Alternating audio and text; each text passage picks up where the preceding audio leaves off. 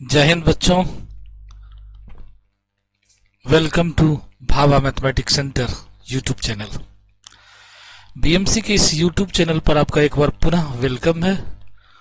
और आज का जो टॉपिक है वो हमारे फ्रेशर के लिए, खास करके जो हमारे फ्रेशर है उनके लिए है।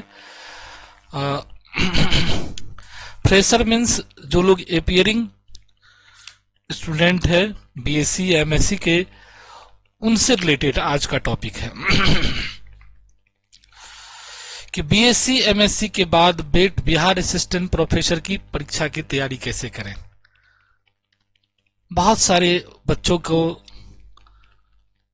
ये रहती है कि वो भी प्रोफेसर बने, या अपनी इच्छा होती है कि हम भी प्रोफेसर बने। तो प्रोफेसर बनने के लिए आपको कैसे तैयारी करना, कहाँ से तैयारी शुरू करोगे तो आप इजी वे में प्रोफेसर बन सकते हो। ऐसे आजकल जो दौर है, जहाँ पैसे कमाने की होड़ लगी है, वहाँ टीचिंग की तरफ रुझान कम है युवाओं का। लेकिन जो उसमें भी जिन युवाओं का रुझान है टीचिंग की तरफ, उनके लिए ये खास करके वीडियो रखा गया है कि अगर आपको पढ़ने पढ़ाने में अच्छा लगता है, आपको ख्वाहिश है कि शिक्षा के सर्वश्रेष्ठ पोजीशन जो है में सेवा देना, असिस्टेंट प्रोफेसर के रूप में विश्वविद्यालय में सेवा देना, महाविद्यालयों में सेवा देना, तो आप कब से तैयारी करोगे कि आपका आसानी से हो जाएगा। तो बीएससी एमएससी के बाद बेट यानी बिहार असिस्टेंट प्रोफेसर की तैयारी आप कैसे करेंगे, उसके बारे में आज हम आपको जानकारी देंगे। वही मेरा हेडिंग भी है कि बीएससी एमएससी के बाद बेट यानी बिहार असिस्टेंट प्रोफेसर की तैयारी कैसे करें।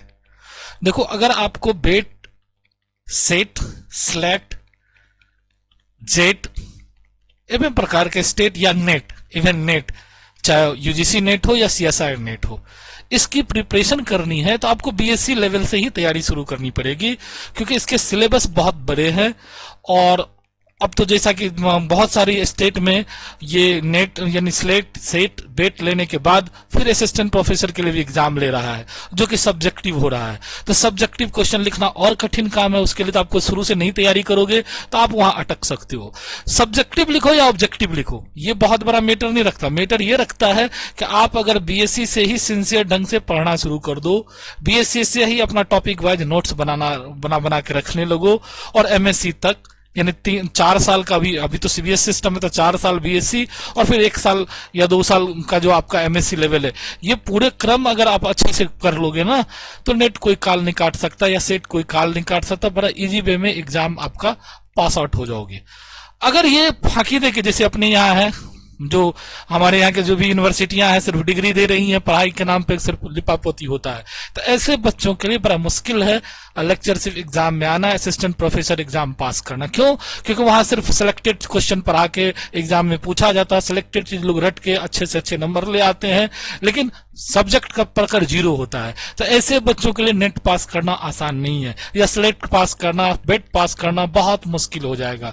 इसलिए अभी से ही जो लोग जहां भी हो, चाहे जिस यूनिवर्सिटी में हो, यूनिवर्सिटी में पढ़ाई हो नहीं हो, ये मैटर नहीं रखता। मैटर ये रखता है कि जो सिलेबस आपको मिला है, क्योंकि अभी तो ऑनलाइन का दौर है, बहुत सारा चीज गूगल पर पड़ा हुआ है, तो आप खुद से जो है एक्टिव होके अपने सिलेबस के अनुसार मटेरियल तैयार कीजिए, उससे रिलेटेड यूट्यूब पर लेक्चर देखिए, या जहां भी सोर्स मिलता है क्लास ज्वाइन कीजिए, ऑनलाइन ऑफलाइन जहां भी मिलता है, और अब उसी समय से तैयारी कीजिए, बीएससी स्टैंडर्ड से ही तैयारी कीजिए, तो आप आसानी से प्रोफेसर बनने तक की रास्ता सफर तय कर सकेंगे, और आप भी एक जो है असिस्टेंट प्रोफेसर का ख्वाब आपका पूरा हो जाएगा, और आप भी असिस्टेंट प्रोफेसर बन जाएंगे। ठीक है, तो असिस्टेंट प्रोफेसर बनने के लिए, जैसे हम लोग बोलते हैं कि यूपीएससी आईएएस की तैयारी करने के लिए 10th या इंटर लेवल से ही ब्रेन में अपना सेटअप माइंड अप करके तैयारी करना शुरू करता है, उसी तरह से प्रोफेसर के एग्जाम के लिए आपको बीएससी या जो लोग बैचलर डिग्री में हो वहां से ही प्रिपरेशन शुरू कीजिए, और मास्टर डिग्री तक करते रहना है, तो आसानी से आपको एग्जाम क्रैक हो जाएगा। अदरवाइज बहुत मुश्किल है, गैस पेपर पर के एग्जाम पास करते हो और उम्मीद रखोगे कि हम बेट निकाल लें, नहीं संभव है। ना कर के हो जाओगे तो नहीं संभव है। सजेशन पर के पास करते हो, चाहोगे कि हम नेट निकाल लेंगे, कभी नहीं होगा। इसलिए सभी बच्चों से गुजारिश है, क्योंकि दिनों दिन कंपटीशन टफ होते जा रहा है, भीड़ बढ़ रही है, और इसीलिए आप लोगों से गुजारिश भी है, आपको सलाह भी है कि जो आपको सिलेबस है मेंशन, उस सिलेबस के अकॉर्डिंग पढ़िए। चाहे पढ़ाई का सोर्स कोई भी हो, कॉलेज में नहीं पढ़ाई होती है तो ऑनलाइन पढ़ाई को ढूंढिए, यूट्यूब पर ढूंढिए, डिफरेंट सारे रिसोर्सेस है, वहां से आप अवेलेबल कीजिए, लेकिन आप सिलेबस को पढ़िए, उसके हिसाब से नोट्स बनाइए, शॉर्ट नोट्स बनाइए, तभी जब आपको इतने बड़े एग्जाम को आप क्रैक करोगे और एक सम्मानजनक पद पाओगे। चलो देखते हैं कि हमारा स्लाइड में क्या सब है। तो बीएससी एमएससी के बाद बेट बिहार असिस्टेंट परीक्षा की तैयारी के लिए मार्गदर्शन, सिलेबस की गहन समझ, यानी जो भी सिलेबस है वो आपको आनी चाहिए, अच्छे ढंग से आना चाहिए। तो जब तक सिलेबस पर आप कमांड नहीं बनाओगे कोई भी एग्जाम नहीं होगा। तो इसकी सिलेबस वही है जो बीएससी और एमएससी में पढ़ाई जाती है, वही सिलेबस है। सिलेबस जारी भी किया जाता है, या नहीं तो बोला जाता है नेट के तर्ज पे सिलेबस है। तो नेट का सिलेबस गूगल पे अवेलेबल है, नेट पर क्या कहते हैं आपको गूगल पर यूजीसी के वेबसाइट पर देख सकते हैं आप, और उस सिलेबस के अकॉर्डिंग अभी से ही जो भी बीएससी एमएससी का सिलेबस टेली करता तो उसका नोट्स अच्छे ढंग से प्रिपेयर करना शुरू कीजिए। विषय वार टॉपिक की सूची बनाकर स्टडी प्लान तैयार कीजिए। जो मैंने बताया ना, टॉपिक वाइज आप नोट्स बनाइए, शॉर्ट नोट्स बनाइए, और उसको अभी से ही लाइन अप करते जाइए कि आसान हो जाएगा लास्ट टाइम में पढ़ना, और एक जगह हो जाएगा आपका, बाद में बहुत मुश्किल हो जाता है। मूलभूत अवधारणाओं पर बीएससी एमएससी में पढ़े गए विषयों की बुनियादी अवधारणा को दोहराए, कठिन टॉपिक्स के लिए शॉर्ट नोट्स बनाए। मूलभूत मतलब उसी में भी बहुत सारा कोर पेपर होता है, बहुत सारा सहायक पेपर होता है। तो जो उसमें कोर पेपर है, जिस टॉपिक से ज्यादा क्वेश्चन पूछ रहा है, जो कठिन पार्ट है, उसका नोट्स, उसका फॉर्मूला को एक जगह स्टोर कीजिए और रिवाइज करते जाइए, जिससे कि उस समय में आपको आसानी से सिलेक्शन हो जाए। फिर एमसीक्यू प्रैक्टिस, जब ये सारा चीज आपका कवर हो जाएगा तब फिर एमसीक्यू का प्रैक्टिस कीजिए, मॉडल सेट पर प्रैक्टिस कीजिए, प्रीवियस पीवाईक्यू पर प्रैक्टिस कीजिए, और अपना स्पीड बढ़ाइए कि उतना टाइम में हम सारा क्वेश्चन अटेम्प्ट ले पाते हैं कि नहीं पाते हैं। शोध और करंट अफेयर, चूंकि एमएससी कर रहे हैं तो एमएससी में ही बहुत सारी जगह जो शोध से रिलेटेड जानकारी दी जाती है, तो शोध से रिलेटेड जो अपडेट है उसको भी आपको ब्रेन में आना चाहिए कि अभी आपके सब्जेक्ट में क्या नया चीज हो रहा है, तो उससे भी रिलेटेड जानकारी रखिए, उससे रिसर्च मेथोडोलॉजी से जानकारी रखिए, क्योंकि नेट के सिलेबस में है, उससे पेपर 1 में वो सब पूछा जाता है। एजुकेशनल टीचिंग एप्टीट्यूड है, एजुकेशनल साइकोलॉजी, सबसे क्वेश्चन पूछा जाता है, तो इससे भी अपडेट होते रहिए, करंट अफेयर्स द्वारा देखते रहिए कि आखिर क्या इसमें नया, यूजीसी का नया रेगुलेशन क्या आ रहा है, क्या आगे कौन सा एजुकेशन इंस्टीट्यूट इंडिया का रैंक में रख रहा है, कौन टॉप पर है, किसको रैंकिंग मिली नहीं, ये सब सारा चीज आपको जानकारी रखना पड़ेगा, तभी जाके आपका सिलेक्शन तय हो जाएगा। इंटरव्यू, आत्मविश्वास और स्पष्ट अभिव्यक्ति का अभ्यास करें। बोलने चालने में जब भी अब इंटरव्यू के लिए आप क्या होगा, तो ग्रुप 5-6 लोगों का ग्रुप बना लीजिए दोस्त महिम का, और फिर आप अपना जो कोई भी क्वेश्चन है तो अपना एक दूसरे से क्वेश्चन पूछिए और देखिए कि आप स्पष्ट बोल पाते हैं नहीं, आप अपने 5 दोस्त को संतुष्ट कर पाते हैं कि नहीं कर पाते। पहले यहीं से छोटा विकल्प यहीं से होगा, ग्रुप बना के ही, तब जाके बड़े तक पहुंचोगे।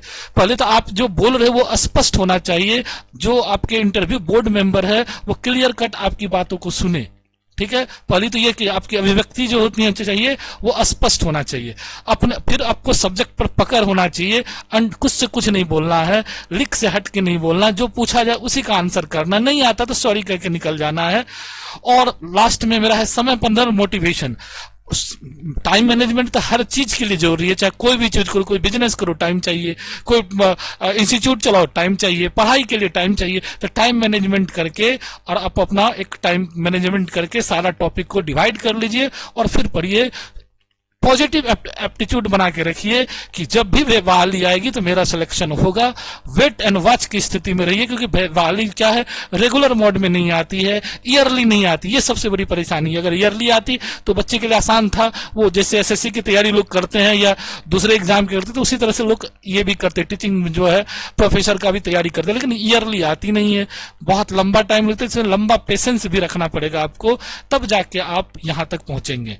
तो बच्चों कैसा लगा आपको, एक छोटा सा मोटिवेशन था कि आपको बीएससी एमएससी के बाद यानी बेट, जेट, सेट, स्लेट ये सब या नेट की CSIR नेट की तैयारी आप कैसे करोगे, तो उस वो चीज की जानकारी हम आपको दे रहे थे कि BSc लेवल से ही शुरू कर दो। उसकी सिलेबस आप गूगल पे ढूंढ लो और उस सिलेबस के अकॉर्डिंग अभी से ही नोट्स बनाना शुरू कर दो, तो आपका वहां तक का सफर जो 5-6 साल का जो पढ़े हो वो सारा चीज तैयार रहेगा। और फिर सिर्फ MCQ PYQ पर प्रैक्टिस करो, एग्जाम आएगी, एग्जाम दो, सिलेक्शन हो जाएगा।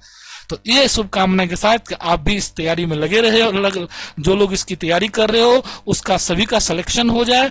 और इसमें अगर कोई दिक्कत आ रही हो, आप चाह रहे हो कि जैसे मैंने कहा कि ऑनलाइन आप लेक्चर ढूंढो या छोड़ो, तो आप मेरे वाले विषय का पेपर 1 का भी ओवरऑल जो भी बैठ की तैयारी करना चाहोगे, या CSI UGC नेट का तैयारी पेपर 1 का सारा सब्जेक्ट और पेपर 2 के लिए मैथमेटिकल साइंस से मेरे से जुड़ सकते हो। मेरे यूट्यूब चैनल को सब्सक्राइब कर सकते हो, दोस्तों को भी शेयर कर सकते हो। साथ साथ मेरा कई कोर्स चलता है UGC नेट CSI नेट से रिलेटेड, उस कोर्स को भी ज्वाइन कर मेरे से क्लास ले सकते हो। तो ले सकते हो। ये इंफॉर्मेशन देते हुए आज की इस लेक्चर को हम एंड कर रहे हैं।